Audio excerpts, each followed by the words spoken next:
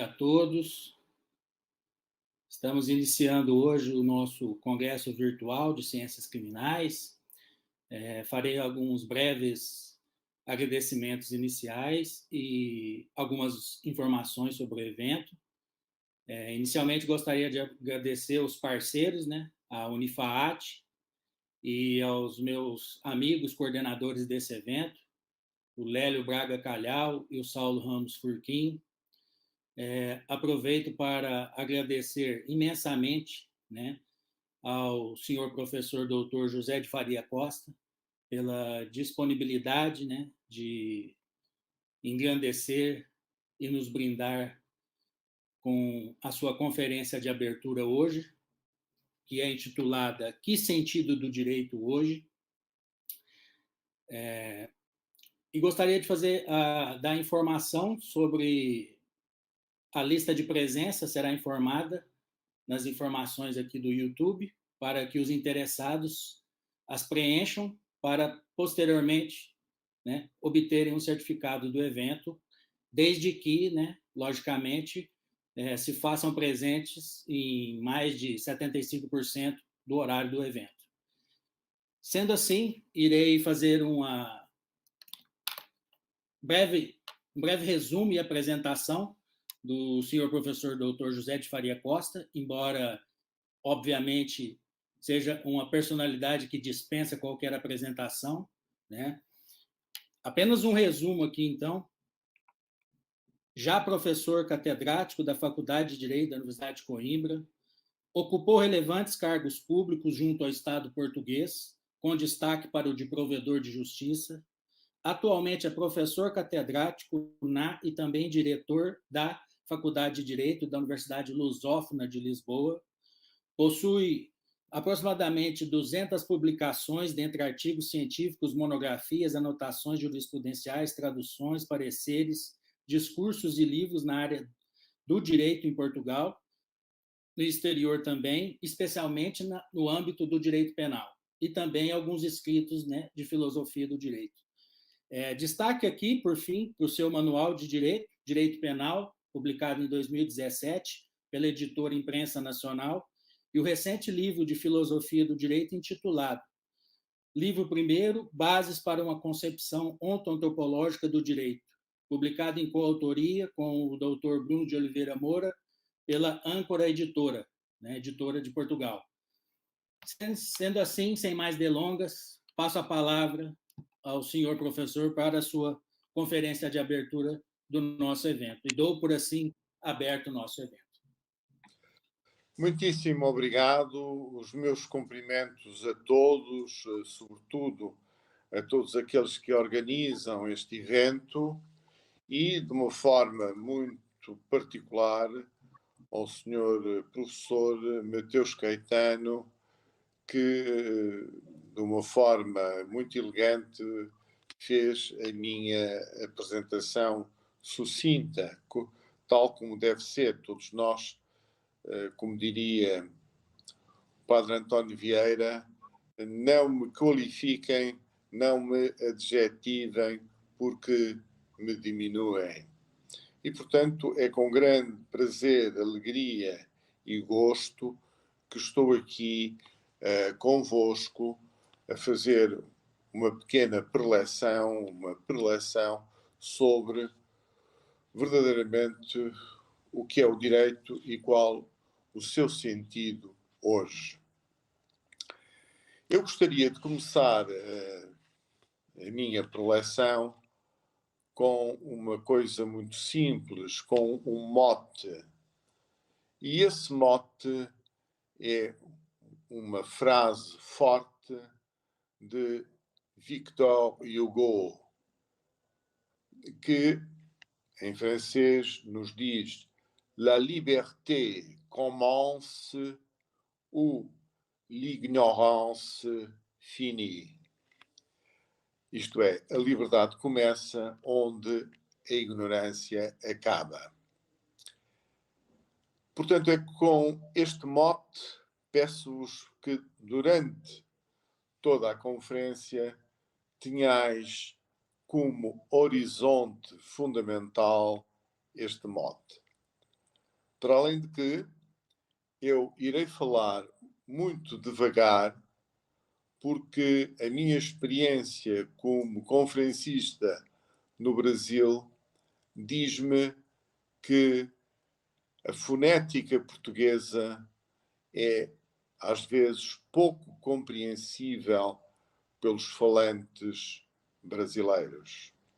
E, portanto, sabendo eu isso e tendo eu a experiência dos meus muitos já discípulos espalhados no Brasil, falarei de forma pausada, de forma declinada, para que possa ser apreendido e compreendido por todos aqueles que, de uma forma ou de outra, se dão ao trabalho de me ouvir. Dito isto, a primeira pergunta que nós nos temos que fazer é esta. Tem sentido, repito, tem sentido perguntar ainda pelo sentido do direito? Isto é, tem sentido perguntar pelo sentido do direito? Porque a resposta podia ser absolutamente negativa e dizer-se já não tem sentido perguntar pelo sentido do direito. Mas, em meu juízo, repito, em meu juízo, continuo a pensar que faz sentido perguntar pelo sentido do direito. Todavia, e aqui começa justamente a dimensão quase que cáustica da ausência de sentido para o sentido do direito, no entanto, dizia eu, verifica-se um fortíssimo fenómeno de erosão do direito, de erosão geral e de forma muito específica de erosão particular. Isto é, o direito, independentemente da disciplina que nós estejamos a tratar, sofre uma erosão forte, eu diria uma erosão forte não só no seu sentido externo, também no seu sentido interno. Mas continuemos a aprofundar esta problemática da erosão. Eu diria que se dá uma erosão geral, porquanto o Zeitgeist, isto é, o espírito do tempo, o Zeitgeist, o espírito do tempo, é altamente refratário, fortemente refratário às interrogações de sentido. Já ninguém hoje na nossa sociedade se pergunta pelo sentido das coisas. Isto é, uma erosão geral sobre as perguntas do sentido. Já ninguém se pergunta sobre o sentido moral das coisas. Já ninguém se pergunta sobre o sentido social das coisas. Já ninguém se pergunta sobre o sentido ético das coisas. Já ninguém se pergunta, até estranhei aos gentes, sobre o sentido político das coisas. Assim, na verdade, hoje, o que se quer saber, ou talvez melhor, o que se quer conhecer é o imediato, é o agora. Ninguém quer assumir o passado. Isso seria defender uma lógica da responsabilidade. E, muito menos, quer assumir qualquer coisa que possa construir o futuro. E tudo isto liga-se a um outro ponto, à ideia perversa e, em muitas circunstâncias, perigosa, de que o tempo com que nós vivemos não é o tempo de uma ideia de passado ou o tempo de uma ideia de futuro. O que verdadeiramente governa a nossa sociedade é uma ideia do tempo do presente. Nós trabalhamos, nós estamos a viver, não tanto até como uma ideia do tempo do presente, mas estamos ainda a viver com uma ideia ainda muito mais fugaz. Estamos a viver com a ideia do tempo do instante. Temos que saber a informação no instante. Temos que nos comunicar no instante. Temos que viver no instante. Pedimos a comida para nos ser levada à casa num instante. Queremos que a comida nos chegue num instante. Comunicamos entre nós num instante. E ficamos todos contentes, todos satisfeitos, por podermos comunicar, atenção, por podermos comunicar num instante, estando a milhares de quilómetros de distância. Mas será que nós comunicamos quando estamos a milhares de quilómetros de distância? Ou, pelo contrário, a única coisa que fazemos é trocarmos informações a milhares de quilómetros de distância?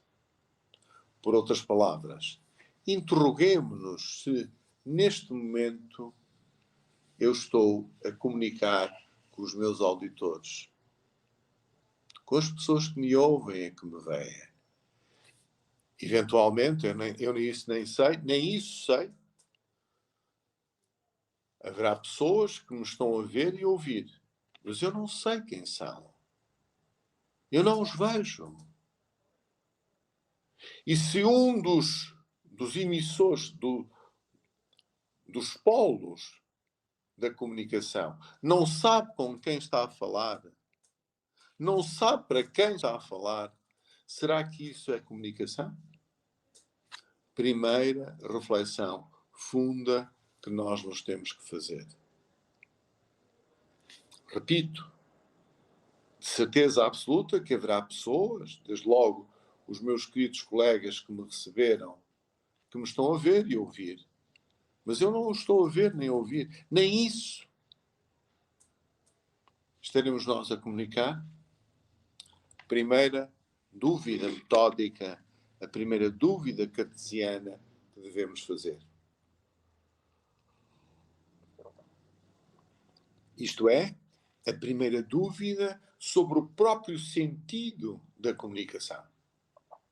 Sobre o próprio sentido daquilo que vulgarmente hoje se chama o webinar. Na verdade, qual o sentido? Na verdade, o que é que eu queria dizer? Ilustremos quando eu há bocado dizia que ninguém se preocupa com o futuro. E vamos dar uma ilustração. Quem é que hoje, eu vou dar um exemplo através de uma árvore portuguesa, não é de uma árvore brasileira, mas os senhores podem adaptar isso a uma árvore brasileira. Quem é que hoje planta um carvalho?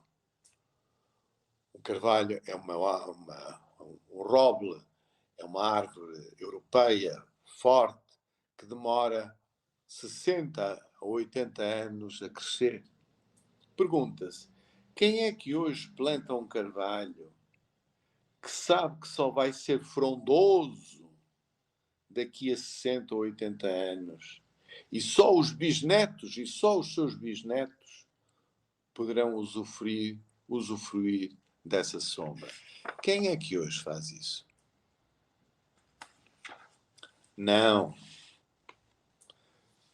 Disse-á, isso não interessa. Quando muito, planta-se um carvalho híbrido. Como sabem, os híbridos florescem muito mais rapidamente. planta-se um carvalho híbrido para que o próprio ou a geração seguinte, só os filhos, recebam a sombra desse carvalho. Portanto, o que nós queremos é viver e usufruir do real do instante e jamais, nem sequer, preocupar-nos com o futuro. Por muito que isto custe dizer,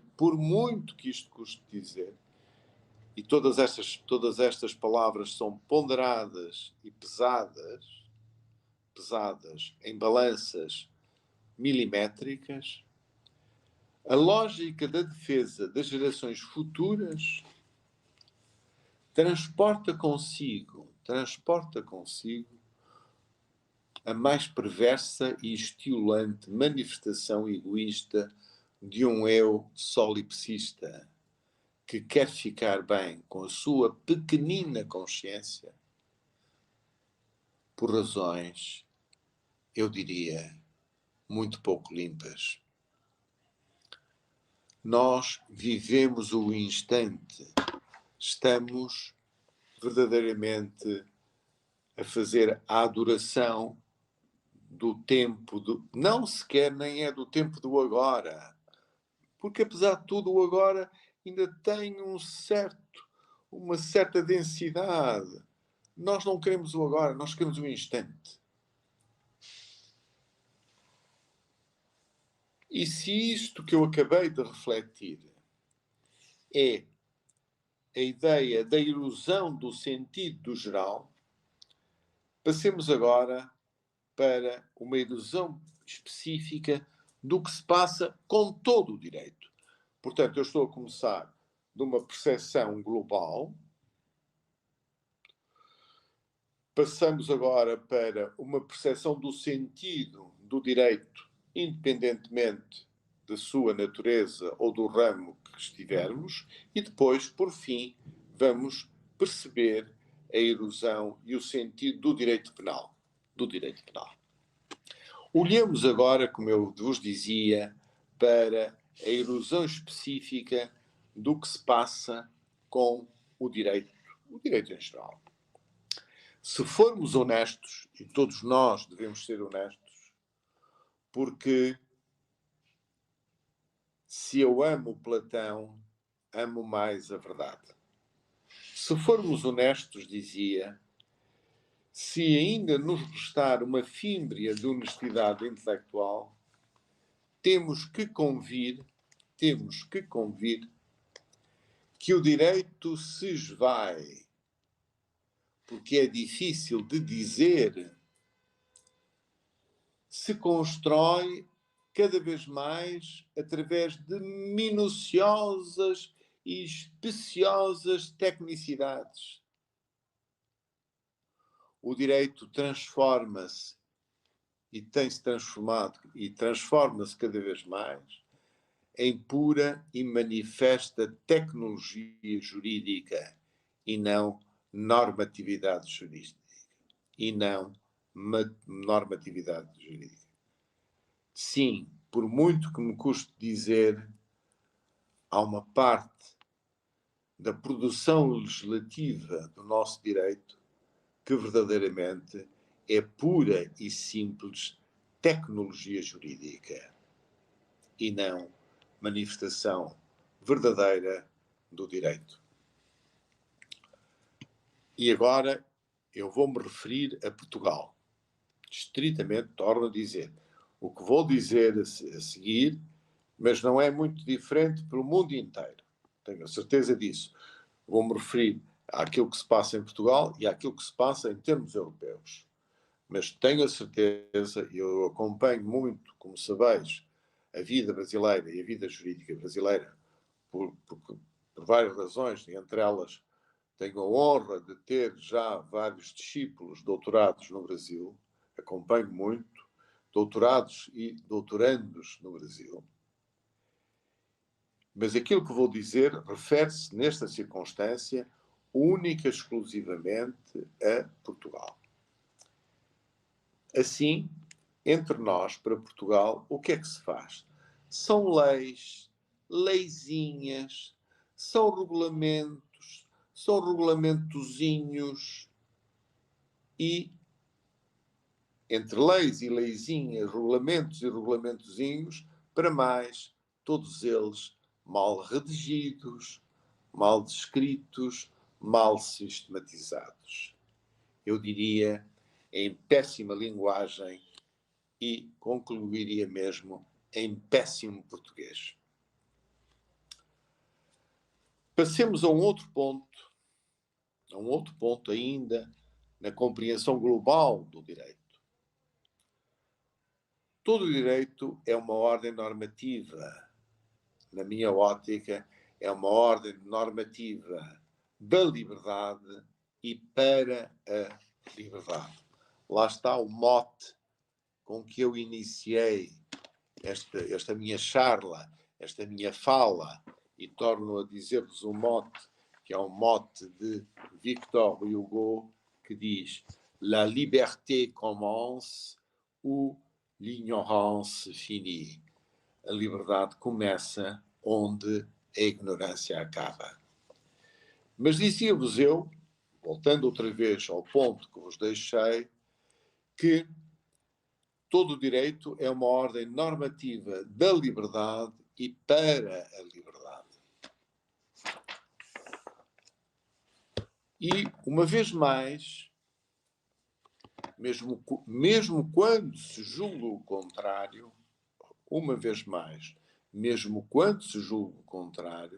o direito está acossado, como que constrangido, acossado, ou utilizando um verbo hoje muito em uso, está assediado por um outro ismo, que não é mais do que uma declinação do securitarismo.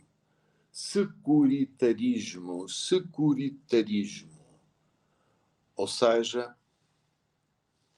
falo sem qualquer dúvida de uma ideia do sanitarismo. Evidentemente que isto daria para uma outra conferência muito interessante, para um outro diálogo muito interessante, um diálogo académico, sem peias, sem constrangimentos de sermos politicamente corretos, daria para uma outra reflexão muito interessante. Mas o que eu aqui queria salientar é que entre uma visão securitária da sociedade, nós temos que optar. Quem tiver esse gosto de optar, porque há muita gente que nem sequer quer optar, temos que optar entre um direito que seja a manifestação do securitarismo ou um direito que seja a manifestação da liberdade. Atenção, de uma liberdade que deve ser sempre fundamentada em conhecimento e não de uma liberdade fundamentada na ignorância, na opacidade. Não. Torno a referir, de uma liberdade fundamentada no conhecimento, na transparência, na abertura, na crítica e não em qualquer outro tipo de liberdade que rapidamente se transforma no seu contrário. Nessa liberdade, como cria Victor Hugo, que é manifestamente o contrário da própria ignorância. Estão a ver? O contrário da própria ignorância. Mas, como eu vos dizia, esta minha fala começou por uma reflexão sobre o sentido do direito, do sentido e da pergunta se tem sentido nós perguntarmos pelo sentido do direito, começamos com uma reflexão sobre o próprio sentido das coisas e de um tempo que pouco liga ao sentido, porque, voltando àquilo que disse no princípio, ninguém se interroga sobre o sentido da moral. Todos falam na moral, todos falam na ética, mas ninguém se interroga sobre qual o sentido que nós queremos dar à ética, qual o sentido que nós queremos dar à moral, qual o sentido que nós queremos dar à política, qual o sentido que nós queremos dar à liberdade. Ninguém se interroga sobre isso. Fazemos tábua rasa. Fazemos tábua rasa. Depois, ataquei o problema do sentido geral do direito. Portanto, começo por uma reflexão geral sobre o sentido do sentido. Passei a uma ideia do sentido do direito. E agora vamos àquilo que é la pièce de résistance, ou seja, o prato forte do dia, que é que sentido tem hoje o direito penal. E nesta lógica, que sentido tem hoje o direito penal, nós temos que nos interrogar sobre 2 pontos, ou talvez 3, mas 2. Que fim ou fins serve hoje o direito penal? Qual é o fim? Qual é a finalidade? Por que é que nós hoje punimos? Primeira interrogação de sentido. Depois, qual a natureza da sua ratio? Qual a racionalidade que está por trás do direito penal? E nesta lógica, começando também numa visão sistemática, perguntemos-nos, comecemos a perguntar pelo próprio sentido do direito penal hoje. Como todos sabemos, estamos num colóquio de ciências criminais, de todos os lados há um verdadeiro ataque, um ataque cerrado à defesa de um direito penal de matriz liberal. Isto é, um direito penal de matriz liberal é hoje verdadeiramente o alvo a abater. O alvo a abater. E isto que eu acabei de dizer, não é vivido em nenhum país autoritário, concentracionário, não. Isto que eu estou a dizer é vivido e defendido em sociedades democráticas. Em sociedades democráticas. A defesa da sociedade. O valor que qualquer direito penal sufraga indesmentivelmente. Mal de nós se o direito penal não defendesse a própria sociedade. Qualquer que seja o direito penal liberal, obviamente, sufraga esta ideia de defesa da sociedade. É exponencialmente levado a um patamar exponencial em que deixam de ser a defesa da sociedade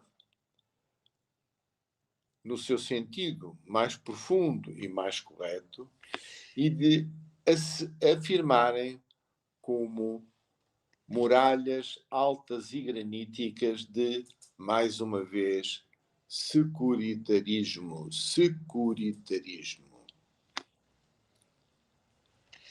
Portanto,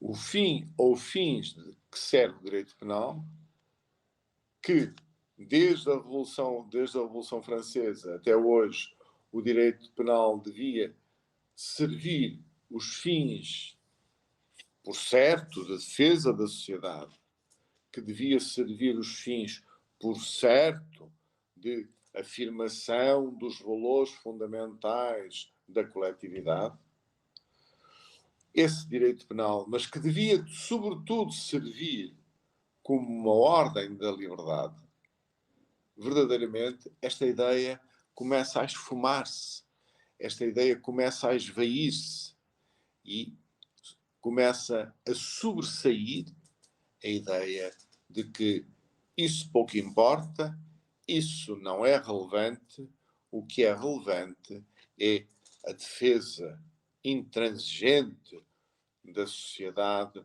na sua dimensão de segurança, na sua dimensão de segurança. Ou seja, começa a fazer estrada um direito penal de matriz tendencialmente securitária. E não é por acaso que já há muitos anos um grande pensador do direito penal, um querido mestre alemão, que todos conhecem, Gunther Jacobs, veio defender um direito penal do inimigo. Portanto, nada disto acontece por acaso. Estas coisas ganham densidades diferenciadas conforme nós vamos avançando nas coisas, conforme vamos sentindo o pulsar e o febrilhar das coisas. Mas se isto é assim, quando nós verdadeiramente nos afirmamos como direito de uma matriz não liberal, mas de uma matriz iliberal, estão a ver?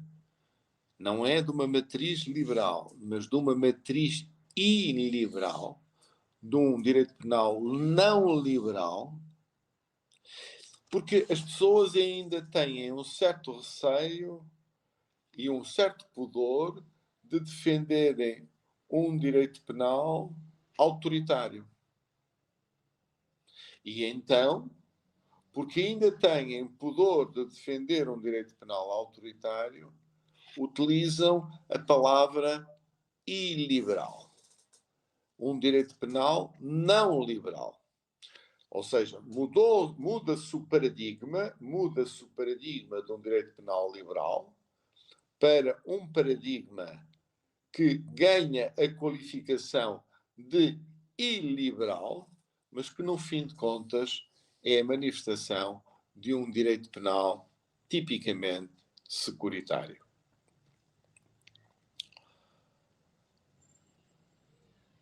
E continuemos.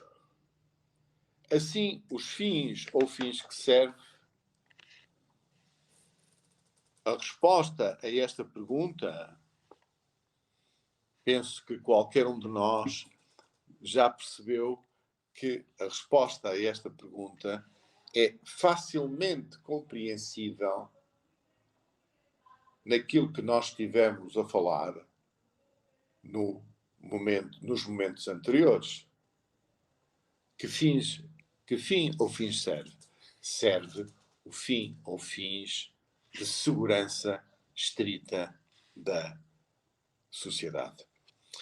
E se, ao longo dos séculos e dos milénios, o que tem havido é sempre um certo equilíbrio entre a liberdade e a segurança, parece que, neste momento, a ideia de liberdade, de defesa de um direito penal liberal, está fortemente a ser vituperada. E, se me permitires, vamos agora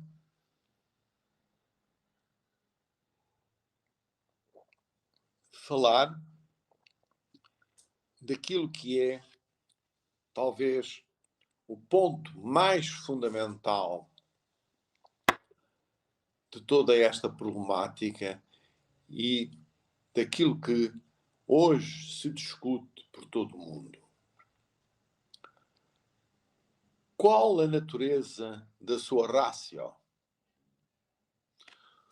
Todos nós, ou pelo menos tenho a certeza que muitos de nós, desde os bancos da escola, desde os bancos primeiros das nossas faculdades, ouvimos defender os nossos mestres de que a verdadeira ratio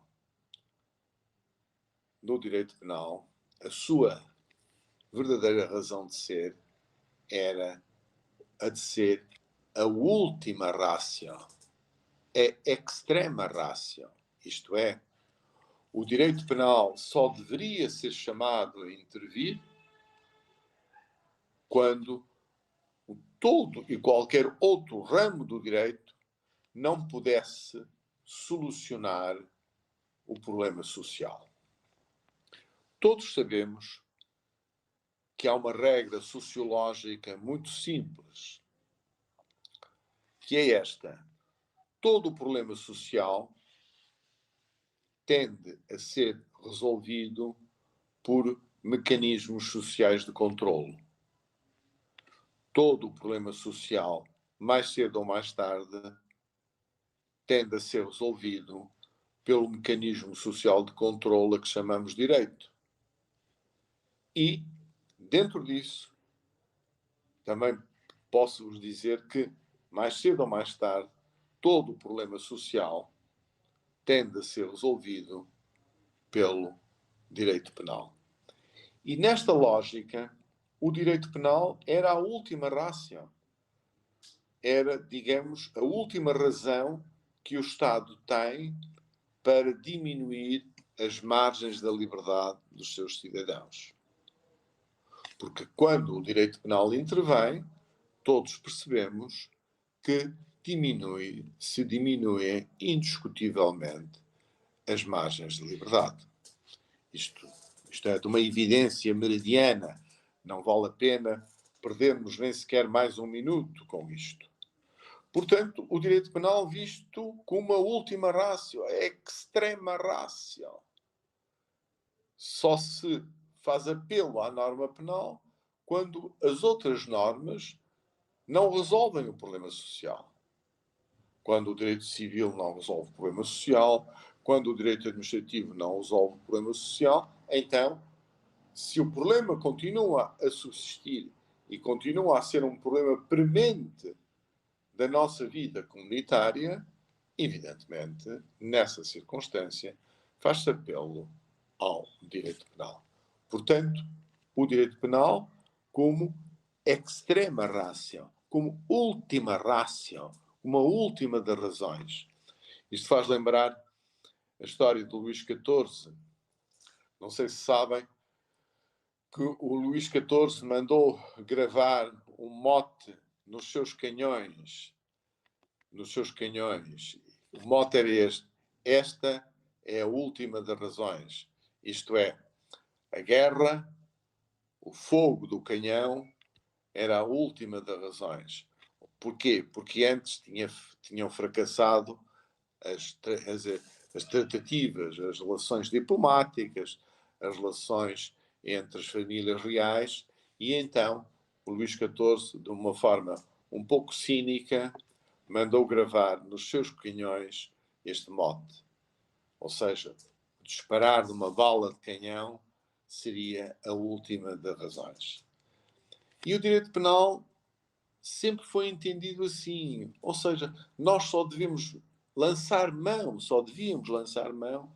do direito penal quando não houvesse outro ramo do direito ou outro meio social de controle que não fosse tão invasivo, que não fosse tão violento como o próprio direito penal tem que ser pela sua própria natureza das coisas.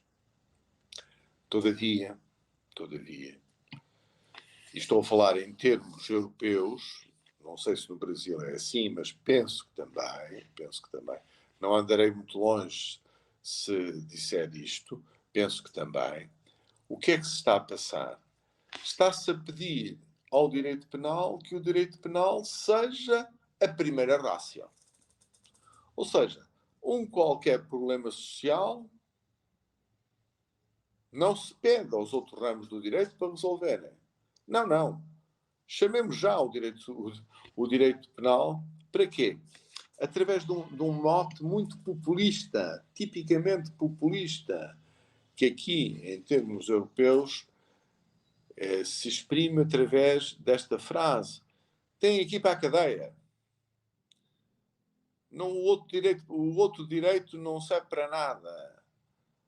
O que eles têm é que ir para a cadeia. Vejam o paradoxo disto. Em sociedades democráticas tidas como liberais, o que se quer é pôr as pessoas na cadeia. E para isso, o direito penal deve estar na linha da frente. Deve estar na linha da frente. Sabem que nestes tempos de populismo é muito difícil sermos corajosos, mas devemos ser corajosos. É muito difícil, mas devemos ser corajosos. Os académicos, os universitários, não se podem fechar em manifestações mais ou menos evanescentes de formulações redondas, redondinhas, que não dizem nada. É muito fácil ser contra a corrupção. Todos nós lutamos contra a corrupção. A corrupção é um flagelo. Mas os fenómenos da corrupção só têm que ser resolvidos pelo direito penal. Quem diz isso não está a ser honesto. Os fenómenos da corrupção começam muito antes. Começam a montante. É criando leis transparentes relativamente aos dinheiros públicos, é criando manifestações de transparência do rastro do dinheiro em termos de dinheiros públicos, é criando uma cultura séria, de seriedade e de manifestação de honestidade e de decência em todos os cidadãos. E só depois, quando nada disto funciona, e é, sobretudo, criando uma educação para a cidadania, então é que devemos chamar o direito penal. Mas o direito penal não pode ser, é um absurdo, não pode ser tido como a primeira razão para lutar contra fenómenos que são fenómenos muitíssimo mais profundos, muitíssimo mais atávicos no nosso modo de ser coletivo. No nosso modo de ser coletivo. E é, portanto, com esta tentativa de inversão do paradigma, e aqui permitam-me que vos fale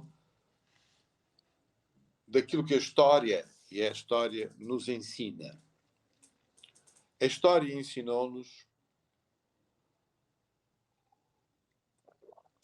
que quando o direito penal quis ser farol, isto é, o direito penal como linha da frente, as coisas aconteceram de forma muito grave no mundo. Sempre que o direito penal quis ser farol, de repente as sociedades democráticas transformaram-se em sociedades autoritárias, concentracionárias. O exemplo: quando o direito penal quis ser farol, em que é que acabou? No nacionalsocialismo, em que a vontade do Führer, o chamado Führerprinzip, valia para tudo. Quando o direito penal foi chamado para ser farol para exprimir a vontade da classe operária, nós tivemos todas as manifestações de um autoritarismo verdadeiramente inqualificável através dos julgamentos de Moscovo, onde a aplicação da lei penal se fazia de forma retroativa e se perdia o princípio da legalidade, se perdia o sentido da proibição da analogia e onde verdadeiramente se aplicaram penas de morte por atos que não ficaram minimamente provados. Porquê? Porque se entendia que o direito penal devia ser norteado, devia ter como horizonte o quê? A vontade da classe operária. Num caso, era a vontade da classe operária, no outro caso, era a vontade do Führer, o chamado Führerprinzip. E com isto, mostra-nos a história que quando os tempos começam a soprar, os ventos começam a soprar, para que o direito penal deixe de ser um direito penal de última ratio para passar a um direito penal de prima ratio, os tempos não são animadores. É claro que, e com isto termino, eu sou um pessimista. E o que é um pessimista? O pessimista é uma coisa muito simples. É um otimista crítico. E eu sou um otimista crítico. Sou um otimista crítico. Eu acredito que nós possamos, enquanto humanidade, encontrar formas equilibradas de utilização do direito penal. Formas em que se defendam os interesses da sociedade, repito, porque esses interesses da sociedade são absolutamente essenciais, que se defendam os interesses da sociedade em concomitância com os valores da liberdade individual. Esse equilíbrio é um equilíbrio muito difícil, um equilíbrio complexo, difícil, muitas vezes, em algumas circunstâncias ou em alguns momentos da história, inatingível, mas os académicos, os universitários, têm que acreditar que se podem, em certas circunstâncias, encontrar esses equilíbrios. E, porque nós não vivemos, ou pelo menos eu não vivo, para encontrar o tempo do instante, eu sou daqueles que acredito que devo semear árvores de grande porte, que devo semear sequoias, que devo semear uma árvore, agora não me recordo, uma árvore brasileira, que demora dezenas de anos a florescer, que devo semear carvalhos em Portugal, mesmo que não seja eu a colher a sombra, porque outros podem vir colher essa sombra. Portanto, devemos ter a humildade de semear ideias, das ideias em que acreditamos, para que outros possam beneficiar da sombra doce e serena que essas ideias lhes podem trazer no futuro. Muito obrigado por me terem ouvido e não sei como as coisas funcionam, vou responder, respondo, o que é que se passa com toda a sinceridade, não sei. De qualquer maneira, muito obrigado por me terem ouvido.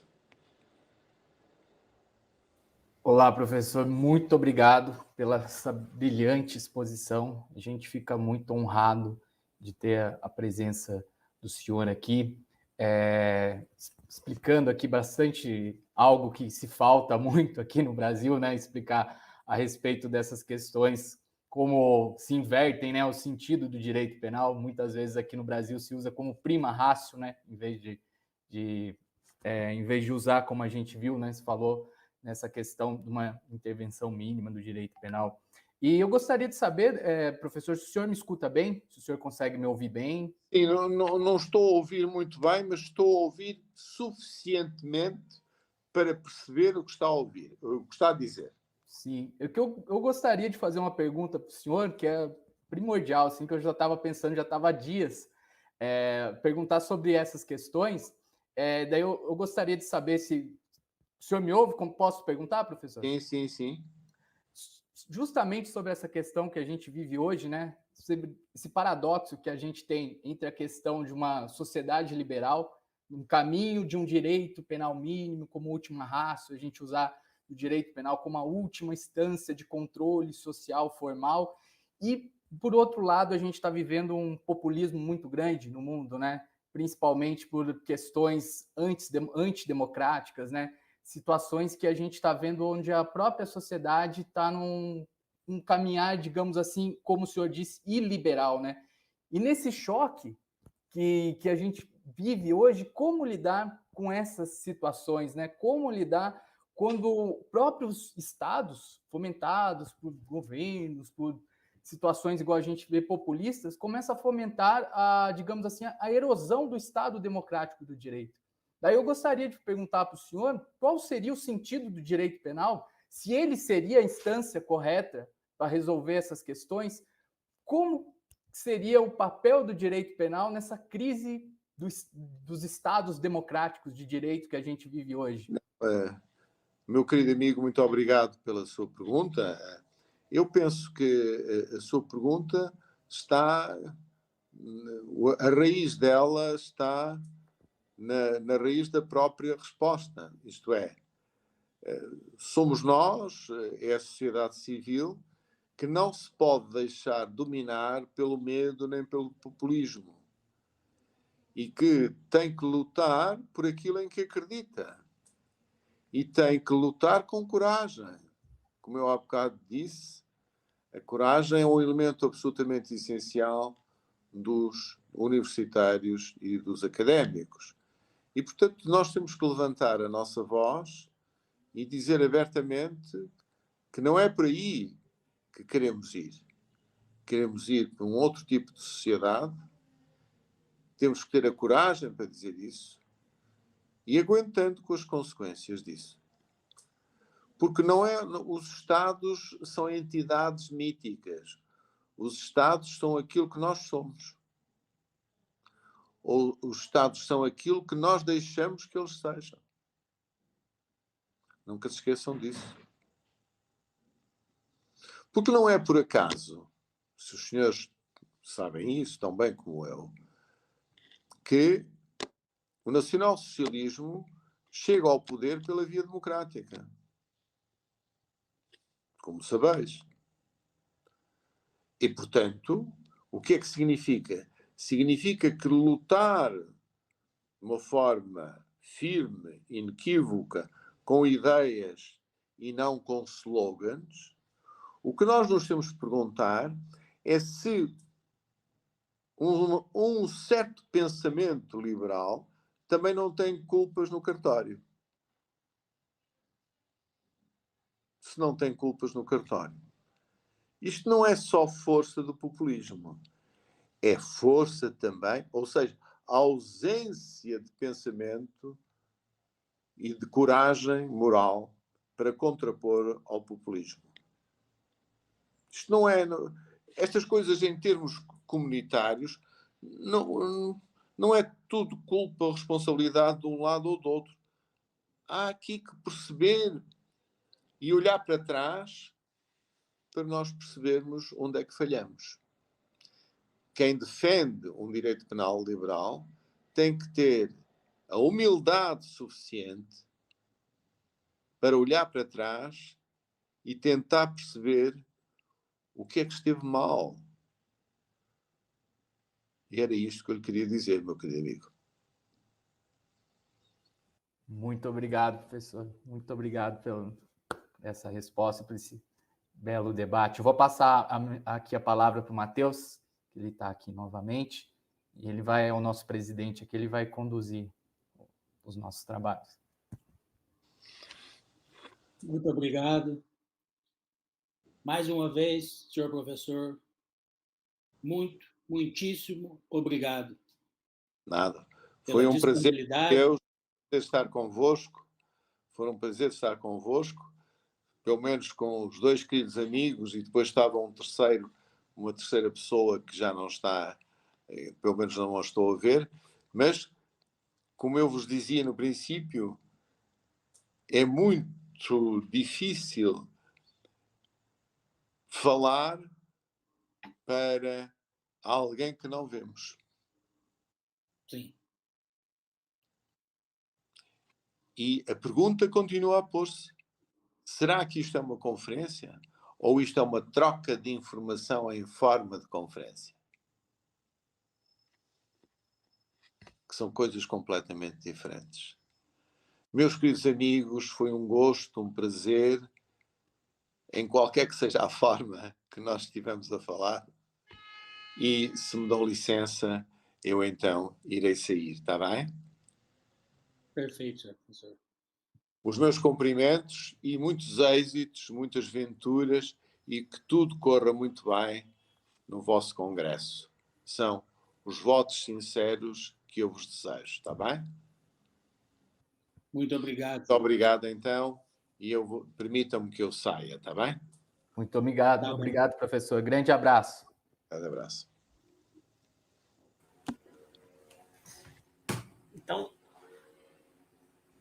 Então, muito obrigado. Gente, vamos, então... o próximo palestrante é 14h30. Como que vocês querem fazer? Eu sugiro que a gente faça um intervalo até lá. Eu não sei se tiveram alguns comentários para... Vou botar aqui que tem intervalo aqui, então. Tá bom? Não, perfeito. Volta 5 para as 14. Volta 10, aqui 5 minutos para começar do outro aí. Falou? Vai estar gravando, mas aí eu vou botar intervalo. Tá bem. Até já, então. Muito obrigado. Até já.